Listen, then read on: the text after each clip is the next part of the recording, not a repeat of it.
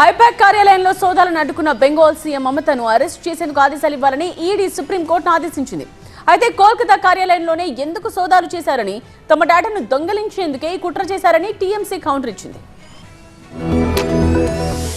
ED versus Bengal CM Mamata Banerjee వ్యవహారం ఇప్పట్లో చల్లారే అవకాశం కనిపించడం లేదు. ఐపాక్ కార్యాలయంలో తమ సోదాలను మమత అడ్డుకున్నారని ఈడీ రెండోసారి పిటిషన్ దాఖలు చేసింది. Mamata Banerjee, DGP Rajeev Kumar, Kolkata police commissioner Manoj వర్మపై ఈడీ అధికారులు సుప్రీంకోర్టును ఆశ్రయించారు. జనవరి 8న ఐపాక్ డైరెక్టర్ ప్రతీక్ జైన్ కార్యాలయాల్లో జరిగిన ఈడీ దాడులు అడ్డుకున్నారని ఆరోపించారు. సాక్ష్యాలను తారుమారు చేశారని, డిజిటల్ పరికరాలను బలవంతంగా తీసుకెళ్లారని పేర్కొన్నారు. దాదాపు 2742 కోట్ల రూపాయల కుంభకోణంతో సంబంధం ఉన్న అంశాలపై దర్యాప్తు జరుగుతోందని, హవాలా ద్వారా 20 కోట్ల రూపాయలు ఐపాక్ అందుకుందని ఈడీ ఆరోపించింది. మమతా బెనర్జీ 200 మంది పోలీసులతో ప్రతీక్ జైన్ నివాసానికి వచ్చి ఈడీ అధికారులను అడ్డుకున్నారని తెలిపింది. ల్యాప్టాప్లు, మొబైల్ ఫోన్లు, పత్రాలను బలవంతంగా తీసుకెళ్లి 2 గంటల పాటు పోలీస్ స్టేషన్లో పెట్టారని ఈడీ ఆరోపించింది. గత వారం కోల్కతాలో ఐపాక్ కార్యాలయంపై ఈడీ సోదాలు చేసింది. సమాచారం తెలిసిన వెంటనే మమతా బెనర్జీ ఐపాక్ కార్యాలయానికి చేరుకుని దాడులను అడ్డుకున్నారు. కీలకమైన పత్రాలు, హార్డ్ డిస్కులు స్వాధీనం చేసుకున్నారు. కేంద్ర హోంమంత్రి అమిత్ షాపై తీవ్ర స్థాయిలో విరుచుకుపడ్డారు. అమిత్ షా దుర్మార్గుడు, నీచుడు అంటూ మండిపడ్డారు. తాను బీజేపీ కార్యాలయంపై దాడి చేస్తే పరిణామాలు వేరేగా ఉంటాయని వార్నింగ్ ఇచ్చారు. అయితే మనీ లాండరింగ్ కేసులో మమతా అధికారులను బెదిరించడమే కాకుండా దర్యాప్తునకు పూర్తి ఆటంకం కలిగించారని ఈడీ ఆరోపించింది.